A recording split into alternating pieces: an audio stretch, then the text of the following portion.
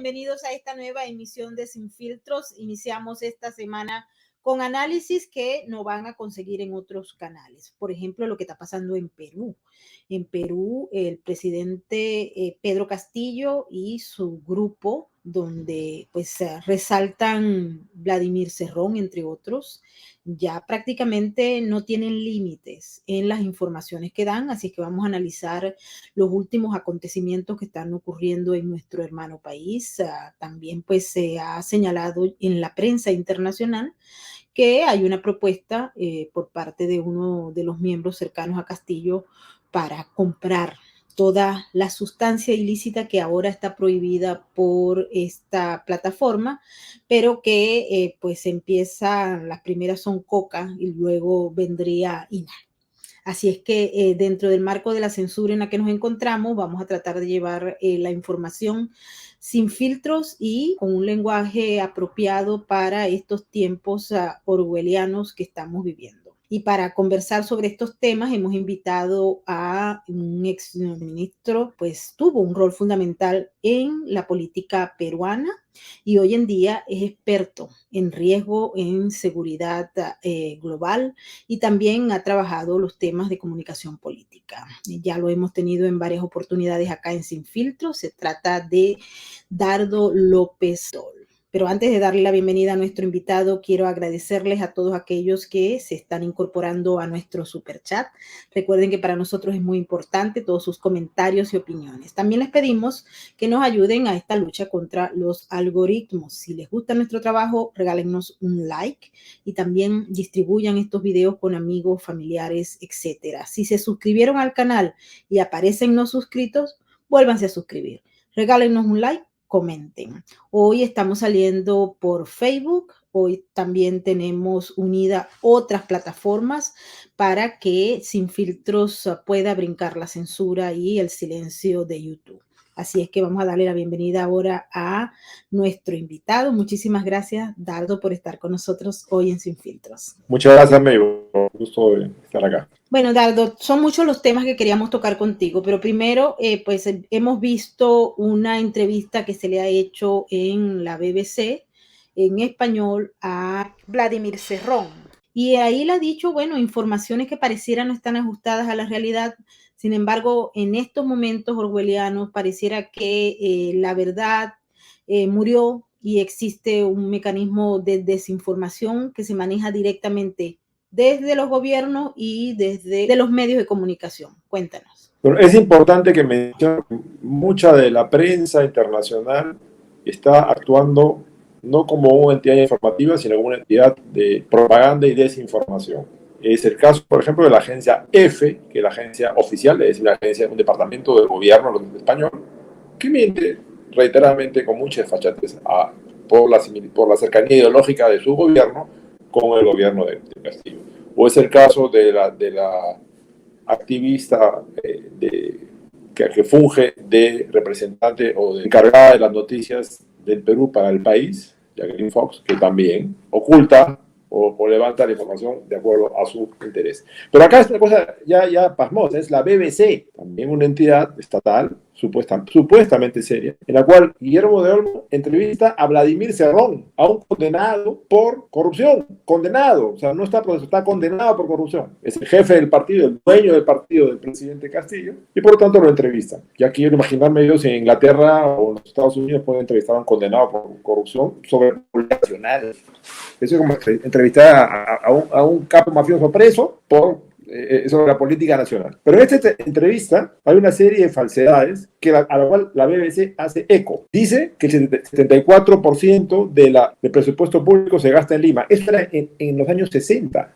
Hoy día, desde que se aplicó la regionalización, la mayor cantidad de presupuesto se gasta en cada región, o se asigna a cada región. Ahora, Si los gobiernos regionales no la saben gastar y no ejecutan el presupuesto, es otro problema, pero ellos reciben el dinero. Por lo tanto, la responsabilidad de la mala gestión es de esos malos presidentes regionales, Vladimir Cerrón, que por eso se ha condenado. No entrar en el detalle de las cifras para no hacer larga el detalle de la entrevista, pero los gobiernos regionales han recibido mucho más de lo que puede gastar el gobierno local. Muchos de los problemas por los cuales la gente protesta son causados por los gobiernos regionales, no por el gobierno central, que además tienen una tasa de corrupción altísima. A la fecha hay 14 presidentes regionales y gobernadores regionales sentenciados por corrupción, de los cuales está el señor Vladimir Cerrón. 15% del presupuesto nacional se ha ejecutado de manera corrupta, por culpa de ellos. Hay una incapacidad absoluta para ejecutar el gasto. El dinero se usa, por ejemplo, para construir una sirena, monumento al árbitro, cuando faltan escuelas, faltan comisarías, faltan carreteras, se hacen monumentos, un monumento al PN, por favor.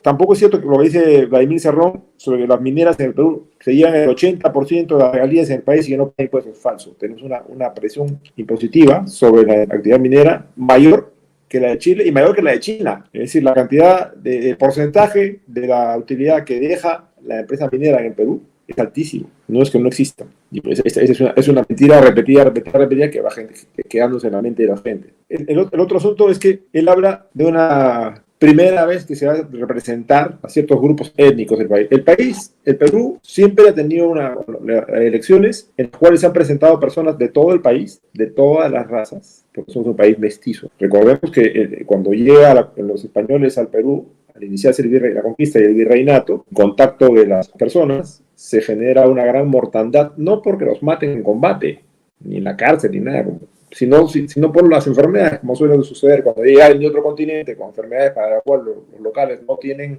anticuerpos, se enferman y mueren de enfermedades que no mataban tanta gente de Europa.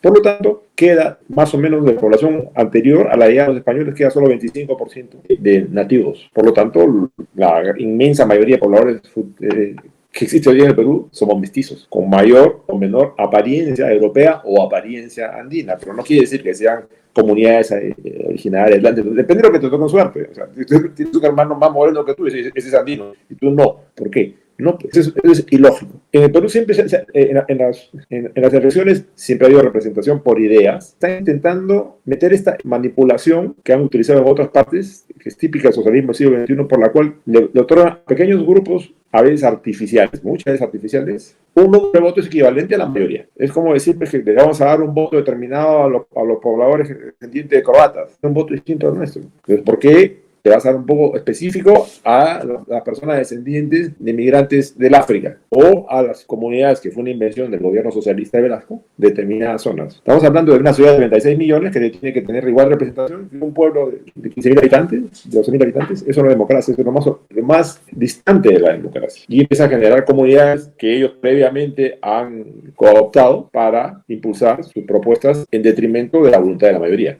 Una mayoría que hoy, como acaba de demostrar una seria empresa de encuestas, una población que hoy día rechaza mayoritariamente el gobierno de Castillo, una población en la cual más del 80% pide, ni siquiera tiene como prioridad una asamblea constituyente. Pero hay muchas cosas que están por delante, estamos en época de crisis, hay una inflación altísima, hay carencias de salud, carencias de educación, carencias de comunicaciones, carencias de seguridad.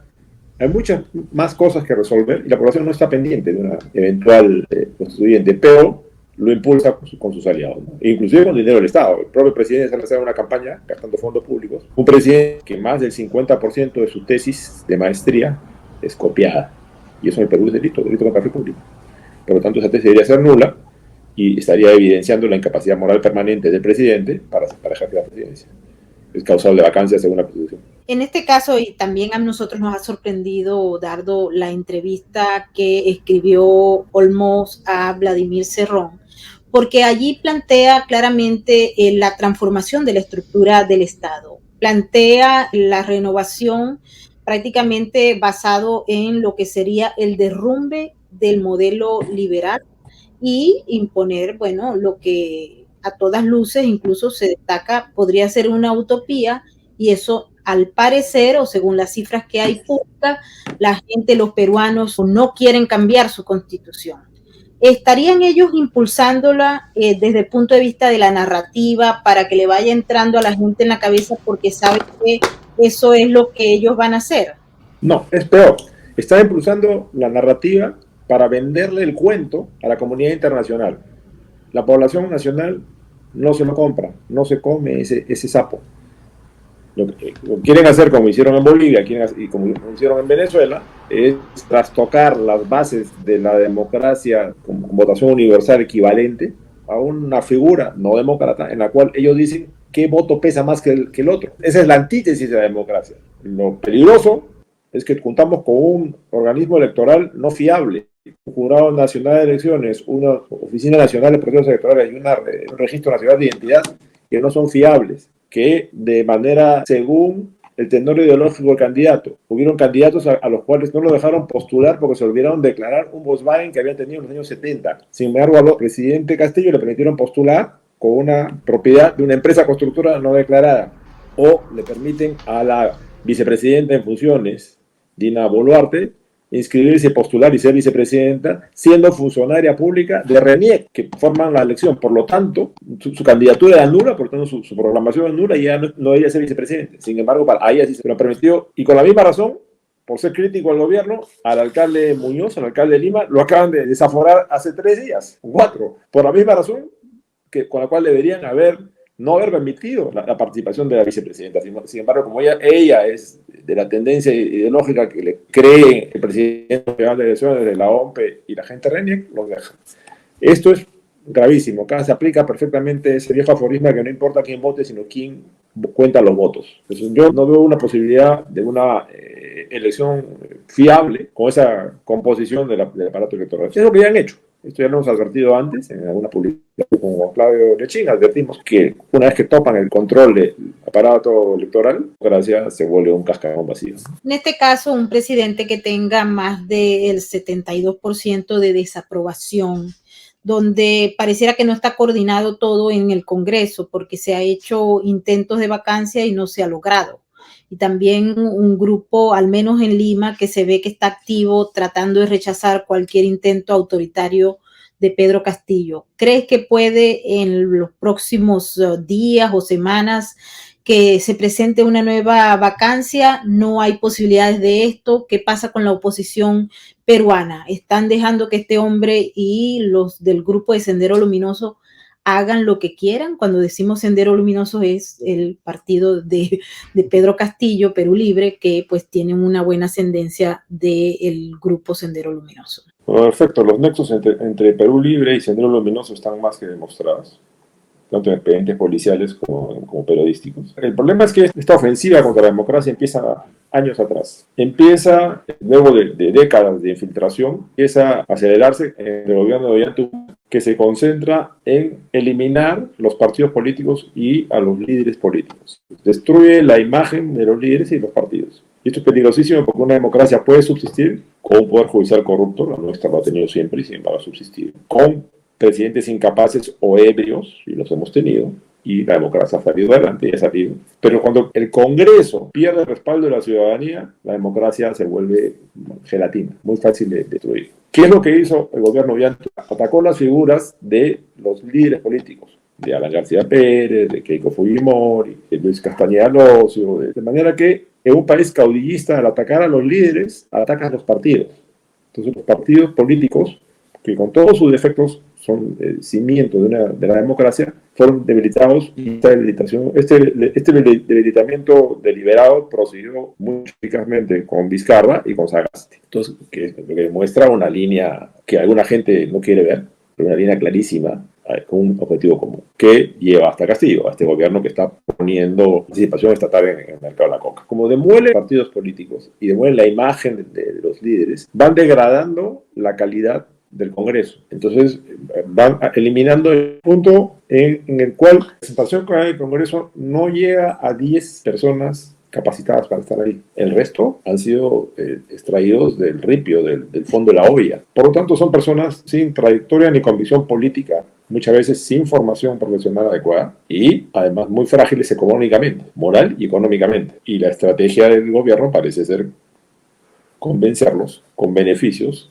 indirectos. Ya no es intencional de ponerle plata sobre la mesa, porque eso es muy obvio y ya se puede demostrar con facilidad, sino dándole obras sobrevaluadas a empresas en provincias ligadas a ellos. Las empresas son chinas, por si acaso. Entonces, esas empresas cobran inmensos por las obras y ya ellos son los que se encargan de poner dinero en la mesa del congresista. Es un congreso frágil, con congresistas lamentablemente poco fiables, que hacen difícil que prospere una moción de vacancia. Adicionalmente está la amenaza. Una congresista del partido de gobierno que votó por la vacancia y ese mismo día a su madre la secuestraron y la molieron a paz. Casi la matan a por viejita. Está la típica maniobra mafiosa de que te dan palo y zanahoria. O sea, te ofrecen dinero, si no te pagan o te matan. Te pegan o te matan. Ante eso, no es muy fácil que el Congreso sí y defienda su fuero y que defienda la Constitución y defienda el Estado de Derecho. Además, como mencionaba, se han destruido liderazgos. Entonces, la secuencia sería una vacancia y asume la vicepresidenta, que ya te he dicho que era la cajera en campaña de los dineros de origen no claro del partido de Pizarro, que permitió hacer campaña a Pedro Castillo. Alguna gente ingenua cree que sí es fiable y alguna gente en los Estados Unidos cree que es fiable, como cree que es fiable Sagasti. Eso es una ingenuidad pasmosa, realmente pasmosa. Pero digamos que la vacancia se dice la vacancia de Castillo y se dice la inhabilitación de Dina Boluarte de darse porque no tenía condiciones para ser candidato. Asume quien preside el Congreso y está obligado a llamar a elecciones. Digamos que la presidenta actual. La presidenta actual del Congreso no tiene mucha fuerza. Entonces, digamos que antes que eso el Congreso cambie de mesa directiva y ponga a un congresista con un poco más de arraigo, como podría ser el general Quiabra, el general Retiro, un congresista que está liderando el discurso de oposición al Congreso. Porque los demás son muy jóvenes. Los demás tienen menos de 35 años, por lo tanto no pueden ejercer la presidencia, ni siquiera encargar. Entonces, los demás que están en el bando democrático. Entonces, se llama elecciones de 6 meses ya. Tenemos dos problemas. No hay líderes capaces de conseguir la votación porque los han demolido. Nadie en el mundo empresarial y profesional, en su sano juicio, se quiere lanzar a una candidatura que va a ganar como Yanín Áñez presa. Y el Jurado Nacional de Elecciones, la OMPE y la RENIEC no son fiables. Votan los muertos, los conteos de votos son bien extraños, no aceptan revisar las pruebas cuando son impugnadas las actas de quienes deciden con ellos ideológicamente. Hay demasiadas aristas difíciles de resolver. No digo que sea imposible, pero es bastante complicado. Y como digo, es bien ingenuo pensar que volver a colocar en el poder a Francisco Sagasti, un manipulador profesional graduado en manipulación en Tavistock, que ha sido instrumental a esta secuencia, vaya a retornar a la democracia. Hay algunos ingenuos que piensan que la mejor solución para Latinoamérica es unos socialistas controlados del mundo democrático, porque va a ser socialista de manera. Nada más falso, nada más lejano de la realidad y nada demuestra más claramente su conocimiento, al menos en el caso peruano, lo puedo escribir. El poblador peruano está lejísimo del socialismo en su concepción. El poblador peruano de a pie es lo más parecido al capitalismo salvaje de manual, individualista en extremo. Solamente cuando la necesidad lo llega a juntar. A ver, trata de atacar la propiedad privada del poblador de a pie, dispuesto a defenderla hasta con la vida del atacante. O sea, esa idea que los historiadores británicos y algunos otros historiadores han difundido por el mundo respecto a un peruano socialista precolombino es absolutamente artificial, falsa. Y la actual, peor todavía, más lejana de la realidad no puede ser. Así es. Nosotros a veces decimos, Dardo, que los venezolanos venimos del futuro, porque, bueno, lo que está pasando en muchos países de América Latina lo vivimos allá. Pero pareciera que en Perú, pues hay un poquito más de lo que se vivió en Venezuela, porque en Venezuela los funcionarios del régimen de Hugo Chávez y el de Nicolás Maduro no dijeron nunca, por ejemplo, o no plantearon como una política de Estado el planteamiento que se hace aquí, por ejemplo, que se habla ya directamente de ser un narcoestado. Porque al menos cuando uno lee la noticia que la publica Libertad Digital, dicen y plantean que pues con dineros públicos se compra la coca para la producción y ello pues nos lleva a un escenario que está un poco más avanzado del que planteó Hugo Chávez. Ellos sacaron a la DEA de Venezuela, establecieron relaciones con la FARC, y con todos los carteles, incluyendo el cartel de Sinaloa, los Zetas, etcétera, pero no plantearon invertir el dinero directamente del Estado en la compra del producto para la comercialización. Eso, entonces, ustedes tienen como un avance significativo si lo comparamos con Venezuela. Cuéntanos esto porque ha impactado la opinión pública en Europa. Cuando sale esta nota, pues la gente empezó a enviármela por todas las vías. Y a ver, o sea, ¿qué es lo que se plantea detrás de esto, Dardo? Recordemos que el Perú es el principal productor de cocaína, por lo tanto, no es el caso de Venezuela, es un país de transversalización. Como el modelo de socialismo del siglo XXI está imbricado con el narcotráfico, como una de sus fuentes de financiamiento, como el tráfico ilegal de oro, es natural que un gobierno como este avance más de lo que avanzó inclusive Hugo Chávez y Nicolás Maduro. Además es natural si vemos los orígenes políticos y existen dos grandes áreas de drogas ilegales. Está lo que se conoce como el BRAEM, el Valle de Río Purímac, N y Mantaro, que cubre buena parte de la Sierra Sur y Centro, y selva del sur y centro de Perú, hasta la frontera con Bolivia, hasta la frontera con Brasil, en el cual se produce la mayor cantidad de coca y la coca de mayor nivel de... Pero lo que nunca se habla, porque es un problema que no quieren mencionarse, es la producción de amapola, es decir, de opio, cuyo mercado principal es los Estados Unidos. La coca mayoritariamente se está dirigiendo hacia Europa, parte de Estados Unidos, pero la mayoría está en Europa, la coca peruana. Pero la amapola, el opio, se va a Estados Unidos prácticamente todo. ¿Y dónde se produce eso? En Cajamarca. ¿Dónde? Cerca a Chota. ¿De dónde es el presidente? De Chota. ¿Cuánta gente de su alrededor con plata o dinero de origen oscuro? Mucho. Entonces vemos la confluencia de líderes con una cercanía comprobada con la actividad ilícita. No estoy hablando de, no voy a decir que sean cómplices porque se me van a demandar. Para eso hay que demostrarlo judicialmente.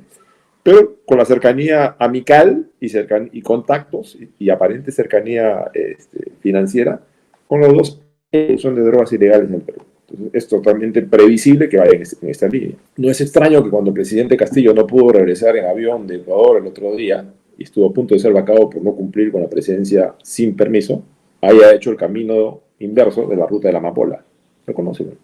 No fue muy claro en 3 horas por auto. Esto ya tenía algunos indicios, porque, por ejemplo, al inicio del gobierno, la gente del partido de gobierno se repartieron por las zonas selváticas y anunciaron a los pobladores que a cambio de ayuda y de una participación económica en el negocio, no los iban a molestar si se dedicaban a la producción de más coca. Eso fue el inicio del gobierno. Esta alerta fue dada por policía, no fue escuchada. La semana pasada se han desactivado 40 bases militares antisubversivas. La subversión terrorista de Sendero Luminoso y el narcotráfico son prácticamente lo mismo en Perú. Al desactivarse 40 bases, le está dejando el territorio libre para que siembren y produzcan coca y produzcan cocaína. No es cierta esa leyenda de que el campesino produce coca y otro, siembra coca y otro la transforma en mentira. En el año 2006 y 2007, cuando yo era viceministro del Interior, he recorrido toda la vez y junto a cada plantación de coca hay una poza de maceración. Y esto porque es absurdo pensar que los campesinos son retrasados mentales. Tienen lógica económica como cualquier ciudadano. Y mucho más atractivo económicamente es transportar la coca procesada que hojas de coca. O sea, imagínate lo que significa llevar toneladas de hoja de coca. Mejor, es más fácil llevar 50 kilos de pasta base de cocaína. Y mejor si son 50 kilos de cocaína. Entonces han ido evolucionando. Los campesinos que siembran coca tienen una poza de maceración, producen un precursor de la cocaína, que es la pasta base de cocaína, y de ahí va a un laboratorio, se produce cocaína. Y los nexos entre los productores de hoja de coca, que son pintados como pobrecitos campesinos, con el productor de alucinógenos son fortísimos. La mayor cantidad de la producción de coca se va de lejos para la producción de cocaína. Lo que controlan las mafias internacionales es el canal. Los carteles mexicanos controlan el canal. Tú quieres sembrar coca, quieres producir cocaína, puedes hacerlo. Lo que no puedes es comercializarla si no pasas por ellos porque te cortan la cabeza. Entonces hay que tener claro cómo es el esquema. La producción de hoja de coca, de pasta base de cocaína y de cocaína en el Perú, y la producción de amapola y de opio, están en manos de estas organizaciones que hoy día tienen estos nexos en el gobierno. Algo que es importante recalcar es que el consumo de coca nunca fue algo mayoritario. En la época precolombina, antes que lleguen los españoles y conquisten el territorio de lo que hoy día es el coca, se sembraba solo en las tierras del Inca y era reservada para los generales victoriosos como un premio. Si pescaban a alguien del pueblo consumiendo coca, lo mataban. La coca no se entregaba, no se podía sembrar, ni siquiera podía sembrarla. Esto de que la coca sagrada, ancestral, es una invención ideológica, marxista, de fin del siglo XX. Cuando llegan los españoles y descubren las potenciales del alcaloide que tiene la coca, lo empiezan a repartir masivamente porque qué mejor que un trabajador que trabaja 20 horas en vez de 8, 10, 12 y que no consume comida porque tiene energía. Entonces la coca el consumo de coca se ha expandido en el agro, y solo en el agro, como una herramienta de dominación para elevar la productividad del campesino con menos costo. O sea, lo que no me hablen ahora de coca ancestral, eso equivale a rendir culto a las cadenas de los esclavos. Pero luego ese consumo se queda en la zona agrícola y hoy día cerca del 80% de la población es urbana, no chacha coca. Y del 20% restante tampoco chachan coca muchos, porque las personas que van evolucionando intelectual y académicamente se enteran del daño colateral de la coca para ser consumida se mezcla con la cal y eso genera una reacción química dañina. O sea, pensar que eso es bueno o decir que eso es bueno es realmente irresponsable, más que irresponsable, es criminal. No hay mercado mundial ni para el té de coca, ni para el mate de coca puede funcionar para controlar los efectos de la altura, el mal de altura, que es como un té. O sea, la cantidad de alcaloide ahí es mínima. Pero los caramelos, el chocolate, la harina, todas esas invenciones, nadie las compra. En realidad no hay mercado para eso ni lo va a haber, porque no reemplaza las cualidades alimenticias. Hay muchos más productos, también productos con mucho mayor valor alimenticio, como puede ser la maca, por ejemplo, pero que no tiene efecto de alcaloides. Entonces, esa historia de utilización alimenticia de la coca es absolutamente artificial y criminal.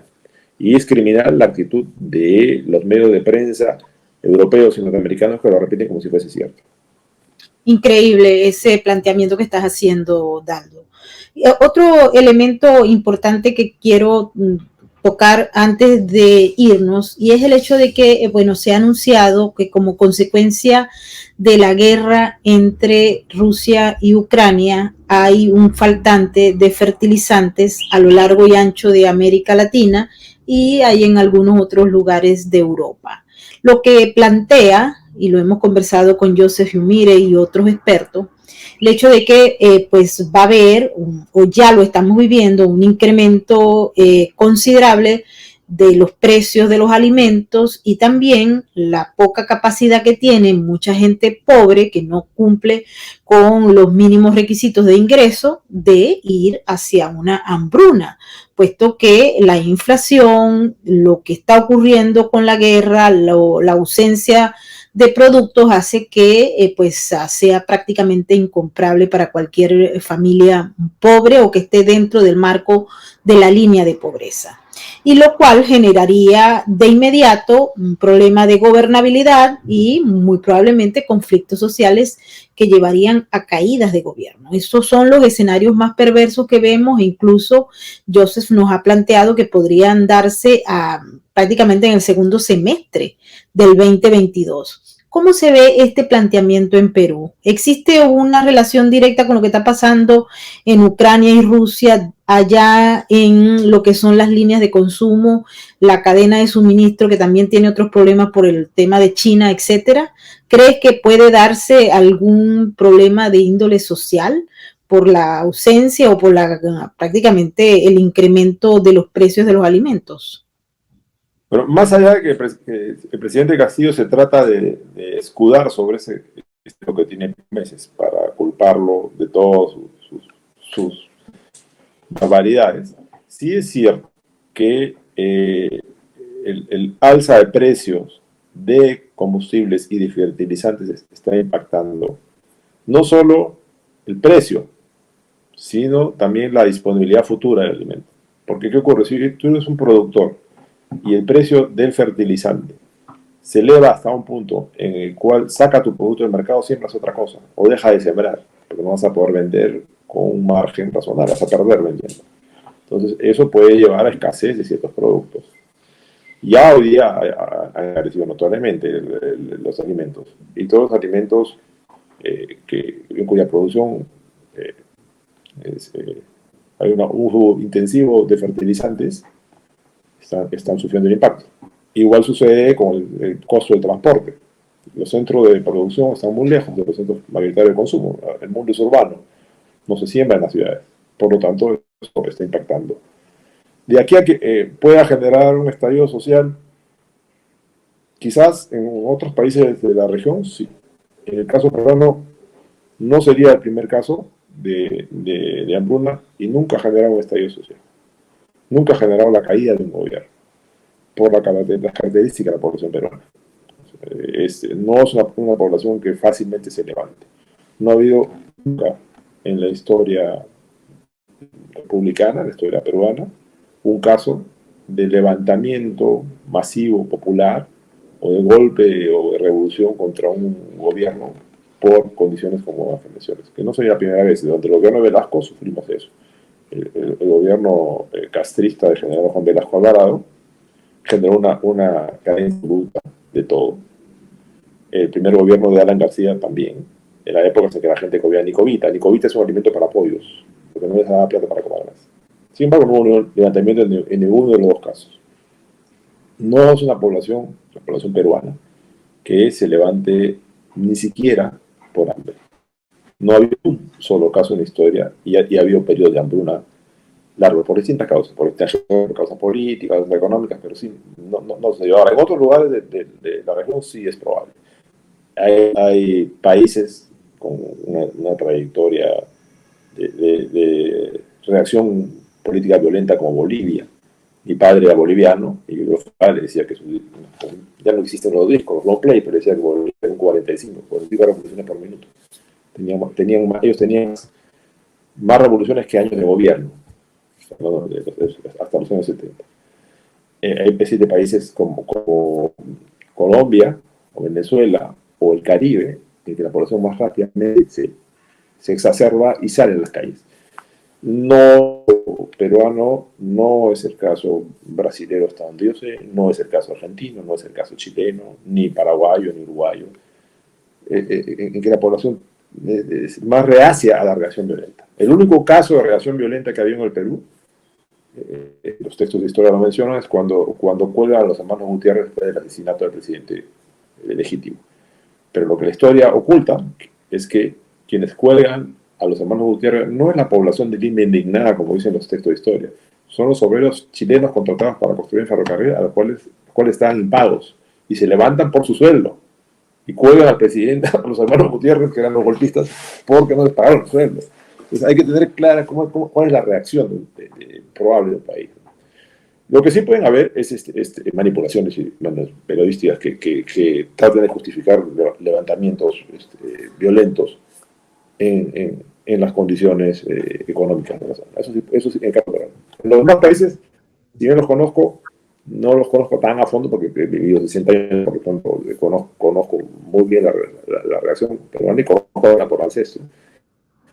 Revisando la historia, es poco probable. En el caso peruano, es poco probable. Sí es un problema porque nos va a llevar a retroceder en la lucha contra la pobreza, que ya está retrocediendo muchísimo.